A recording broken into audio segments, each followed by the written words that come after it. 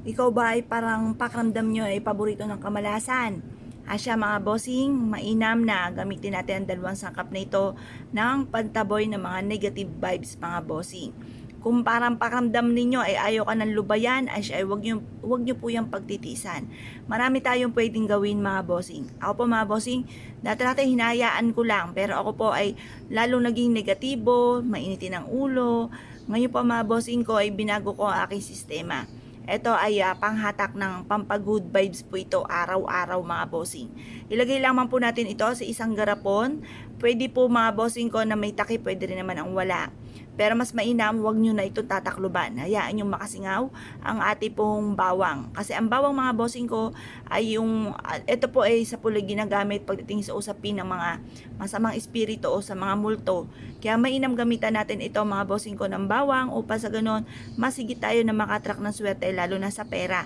At ang daon naman ng laurel, anliwisya siya sa pangkalahatan. Pwede siya sa taong may problema sa pera. Pwede rin po ito sa tao na napakaraming problema. Pwede rin po ito sa tao na parang konting-konti na lang ay susuko na sa hamon ng buhay para mas maging fighter, matupad ang mga kahilingan. Gamitan natin ito ng dahon ng laurel.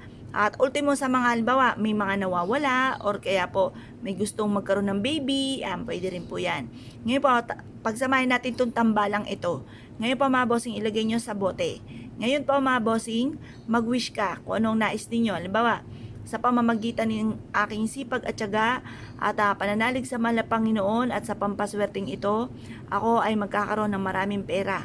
Ako ay magkakaroon ng negosyo na dito na ako yayaman. Magkakaroon ako ng sarili kong bahay, magkakaroon ako ng sarili kong sasakyan. Magkakaroon ako ng mga bagay na matagal ko nang pinapangarap. Basta i-wish na kung ano yung nais po ninyo mga bossing. Pagtapos na po kayo mag-wish, ibilad ito sa sinag ng araw hanggang alas 8. Makalipas ng alas 8 ng umaga, kunin nyo po siya.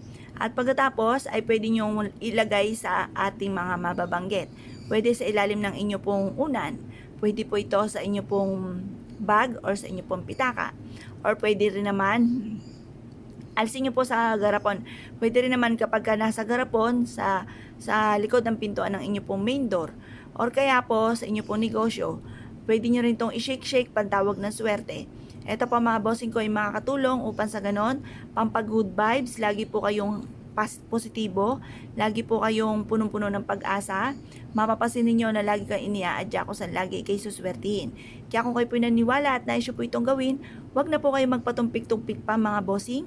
Mapapasin ninyo na lagi kayong iaadya kung saan kayo ay parang, halimbawa, isang bagay, halimbawa, hindi ka mahilig magluto, biglang pinag-aralan nyo ang pagluluto, tapos nag-video kayo, or kaya po nagtinda kayo, tapos bigla kayong nag-boom, yung parang lagi kayo iniaadya, kung saan lagi kayo suswertihin. Kaya kung ka pininiwala mga bossing, asya mga bossing ko, good luck po sa inyo po lahat.